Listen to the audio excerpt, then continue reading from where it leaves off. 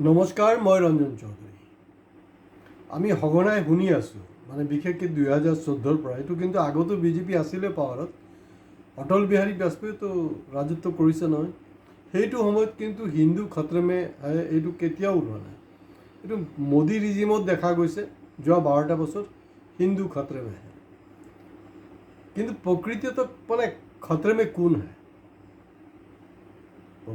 কাৰণ এই যিমান আপোনাৰ নীট এক্সামৰ এই যে ঝামেলাটো হ'ল, যিমান ল'ৰা ছোৱালী মানে আত্মহত্যা কৰিলে, যিমান ল'ৰা ছোৱালীৰ এফেক্টেড হ'ল, তাততো সৰহভাগ হিন্দু নাছিলে জানো? এইটো হিন্দু খতৰে মে মানে কাৰ কাৰণে খতৰে মে হে? যোনে কৈ আছে যে হিন্দু খতৰে মে হ্যায়, তাহাঁতৰ কাৰণেই আচলতে হিন্দু খতৰে মে হে। হিন্দু কেতিয়াও খতৰে মে নাছিলে। মোগল মানে সেই মিয়া আকৌ গম পালে আপোনালোকে, মোগলেতো একদম চব বোলে আমাৰ হেৰি কি বুলি কয়, মই চাই আছিলোঁ ছ'চিয়েল মিডিয়াত, আমাৰ যিমান মন্দিৰ আছিলে চব লুটিলে, সেইবিলাক মছজিদ বনাই দিলে, কিবা কিবি। সেইকাৰণে এতিয়া হিন্দুত্ববাদীবিলাক চবতে মানে মন্দিৰে দেখা পায়, যিমান মছজিদ আছে চবতে মন্দিৰ দেখা পায়।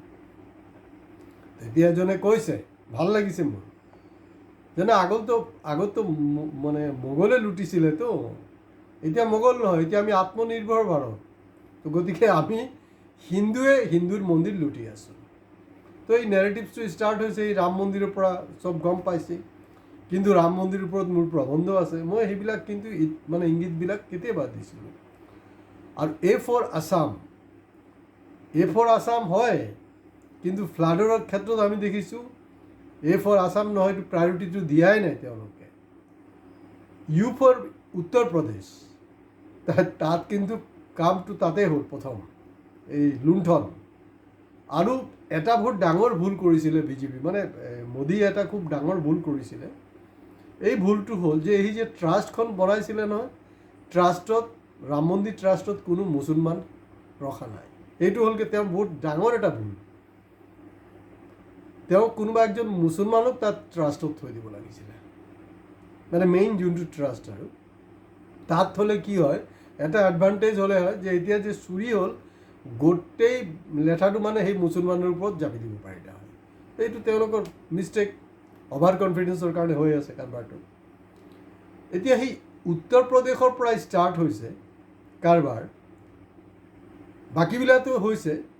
এতিয়া তিনিচুকীয়া চহৰত একেবাৰে মাজমজিয়াত যে নেপালী মন্দিৰ যোনটো আছে, প্ৰসিদ্ধ, মানে বহুত পুৰণা, আজিৰ নহয়, বহুত পুৰণা এইটো নেপালী মন্দিৰ। নেপালী মন্দিৰতো চুৰি হৈছে। আৰু যে চুৰি হ'ল, মানে তাত কিন্তু কোনো মিয়া ধৰা পৰা নাই। আৰু য'ত নেপালী মন্দিৰ, মানে তিনিচুকীয়াৰ সেই পাঁচচালিৰ ওচৰা ওচৰি জেগাটো, চিভিল হস্পিটেল যোৱাৰ ৰাস্তাতে, তাত সেই অঞ্চলত কিন্তু যথেষ্ট মুছলমান মানুহো আছে। তো মই প্ৰথমতে ক্ৰছ চেক কৰিলোঁ যে সেইটো লুটেৰাটো কোন হয়, চোৰ কোন আছিলে, এইটো হিন্দু না মুছলমান নেকি? কৈছে নাই এইটো হিন্দুৱে আছিলে। তাৰমানে সেই ৰাম মন্দিৰৰ সেই চুৰিটো হোৱাৰ পিছত বাকীবিলাকো কিন্তু অলপ সজাগ হৈছে। এতিয়া আহোঁ মই বিৰোধীৰ কথাবিলাক, আগতীয়াকৈ মই কৈ দিছোঁ দেই আপোনালোকক। বিশেষকৈ অহা বছৰ উত্তৰ প্ৰদেশত ইলেকশ্যন আছে। উত্তৰ প্ৰদেশৰ ইলেকশ্যনত বিৰোধী কি কৰিছে, এই স্কেমটো, আপোনাৰ মন্দিৰৰ টকা পইচা চুৰি স্কেমটো হোৱাৰ আগত অখিলেশ যাদৱৰ নেতৃত্বত বেলেগ ধৰণে এটা, মানে যোগী চৰকাৰৰ এগেইনষ্টত কিন্তু এটা নেৰেটিভ তেওঁলোকে বনাই আছিলে, সেইটো ঠিকেই আছিলে।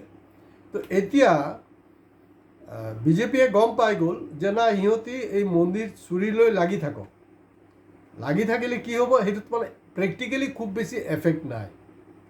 কাৰণ কি হ'ব, হাৰ্ডলি অযোধ্যা বা অলপ ওচৰ পাজৰ কিছু এটা পাৰ্চেণ্টেজ মানুহৰ এফেক্ট হ'ব, কিন্তু জেনেৰেলি তেওঁলোকৰ যোনটো হিন্দুত্বৰ এজেণ্ডা, সেইটোত কিন্তু কোনো ব্যাঘাত নযোগ। তেওঁলোকৰ যোনটো ক'ৰ ভোট বেংক, সেইটো কিন্তু ইনটেক্ট থাকিব।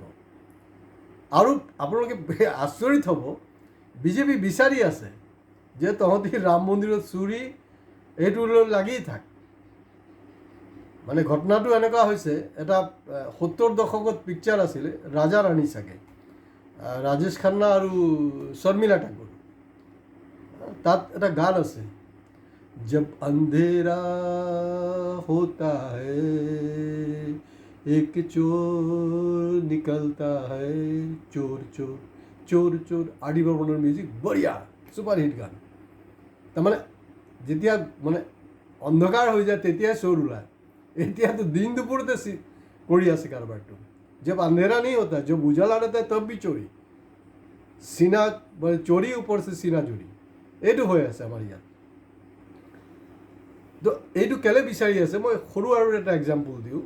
যেতিয়া বিহাৰৰ ইলেকশ্যন হৈছিলে, বিহাৰ ইলেকশ্যনত কি হ'ল, আমাৰ বিৰোধীয়ে মানে তেজস্বী যাদৱে যোনটো প্ৰথমৰ পৰা যোনটো প্ৰেছাৰ বিল্ড আপ কৰি আছিলে সেইটো ঠিকেই আছিলে, কিন্তু ইণ্টাৰেষ্টিং হ'ল যে পিছত এই SIR পকৰত লাগি গ'ল। তো SIR পকৰত লাগি যোৱাৰ কাৰণে কি হ'ল, তাৰ যোনটো মূল সমস্যা আছে সেইটোক লৈ চৰ্চা হোৱা নাই। সেইটো কাৰণে বিজেপি ৰিজাল্ট ভাল হৈ গ'ল। এতিয়া উত্তৰ প্ৰদেশত কি, উত্তৰ প্ৰদেশটো ৰাম ৰাজ্য নহয়, এইটো ৰাৱণৰ ৰাজত্ব। এই বস্তুটো আপুনি ইষ্টাব্লিছ কৰিব লাগিব। তাত মহিলা সুৰক্ষিত নহয়, তাৰ কৃষকৰ যোনটো আয় সেইটো বহুগুণ কমি গৈছে, বেকাৰত্ব, মূল্য বৃদ্ধি, তাত মানে কেইবাটা ইছ্যু আছে, সেই ইছ্যুটোক লৈ লাগি থাকিব লাগে। তো খেলটো সেইটো হৈ আছে। এইটো বিৰোধীয়ে বুজি পাব লাগিব যে মই কোনটো মানে স্পিন বলৰ এগেইনষ্টত মই কেনেকৈ খেলিম। আৰু স্পিন বলত কিন্তু ফেমাছ ইণ্ডিয়া, আৰু এই স্পিন বলৰ যোগেদি এটা সময়ত বহুত কিবা কিবি কৰিছিলে। কিন্তু স্পিন বলাৰে যদি মূৰ্খামি কৰে তেতিয়া কিন্তু নিজৰ দেশত ময়দানতে উল্টা আকৌ ইণ্ডিয়া হাৰি যোৱাৰো ৰেকৰ্ড আছে। তো গতিকে এইটো স্পিন বল হয় ক্ৰিকেটৰ ভাষাত। তো খেলিব লাগিব তেনেকৈ, খুব ধৈৰ্য সহকাৰে খেলিব লাগিব। এই কাৰবাৰটো হ'ল অসমৰ ক্ষেত্ৰত চাওক, বিৰোধী লাগি আছিলে বেলেগ কিবা 3 গগৈ, কিন্তু বাবাজিকা ঠল্লু হৈ গ'ল। তো গতিকে ক'ৰ ইছ্যু যোনটো আছে, ক'ৰ ইছ্যুলৈ আপুনি যাব লাগিব। এই যে বানপানী ইছ্যু হয়, কিন্তু এইটো ক'ৰ ইছ্যু নহয়। কাৰণ এই মানুহবিলাকে যেতিয়া আকৌ মুখত ওপৰত পইচা দি দিব নহয়, চব ঠাণ্ডা হৈ যাব, তেওঁলোকে আৰামত 2029তো ৰিজাল্ট ভাল কৰিব। গতিকে বিৰোধীয়ে এই কথা বতৰাবিলাক বুজি পাব লাগিব। আৰু এই চাব, এই যে মন্দিৰত কেতিয়াবা গৰু মাংস পায় যে, এই গৰু মাংস পেলোৱাৰ কামটো কিন্তু মোৰ নিচিনা হিন্দুক দিয়েই কৰাব লাগিব, যাতে কাৰো সন্দেহ নহয়। মছজিদত যদি গাহৰি মাংস পেলাবলৈ আছে তেতিয়া সেইটো কিন্তু কোনোবা মুছলমান সম্প্ৰদায়ৰ মানুহৰ যোগেদিয়ে পঠিয়াব লাগিব, কাৰণ তেতিয়া কাৰো ডাউট নহ'ব। এই একজেক্টলি সেইটো চলি আছে। গতিকে এই ইলেকশ্যন হোৱাৰ লগে লগে এইবিলাক হ'বই। তো বিৰোধী যদি ৰাইট ট্ৰেকত নাথাকে, মূল ইছ্যুৰ পৰা যদি বেলেগ ইছ্যুলৈ গুচি যায়, এতিয়া চাওক না, এই যে জেনজিৰ ইছ্যুটোক লৈ কিমান বঢ়িয়াকৈ খেলিবলৈ ষ্টাৰ্ট কৰি দিছে মোহন ভগৱত, RSS চিফ। এই আপোনাৰ কংগনা ৰাণাৱত, যি নাকি এই মানে এণ্টি নেশ্যনেল বুলি কৈ আছিলে, তেওঁলোকে উল্টা ইউ-টাৰ্ণ মাৰি দিলে এতিয়া। নাই এইটো আমাৰে বাচ্চা হে, জাষ্ট ইউ-টাৰ্ণ মাৰি দিছে।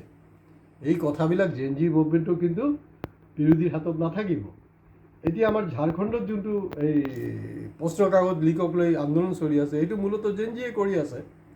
আৰু নেহা বৰাৰ গাত চিয়াহী মাৰিছে কোনে? Interesting case. এই অভিজিৎ ডিপকেৰ ওপৰত যিবিলাক হিন্দুৱে চিয়াহী মাৰিছিলে, তেনেকুৱাই কিন্তু ABVP বিজেপিৰ সমৰ্থকে মাৰিছে। তাত কিন্তু বেলেগ কোনোৱে কৰা নাই। তো গতিকে তেওঁলোক মানে দেখুৱাইছে কিবা এটা, কৰিছে কিবা এটা। গতিকে এই বস্তুটো দিল্লীৰ নেৰেটিভটো সদায় মনত থাকিব। চোৰ চোৰ চোৰ বুলি চিঞৰি থাকিব, কিন্তু আপুনি চোৰক ধৰিব নোৱাৰে, যোনটো ইন'চেণ্ট হওক তাক পিটন খাব।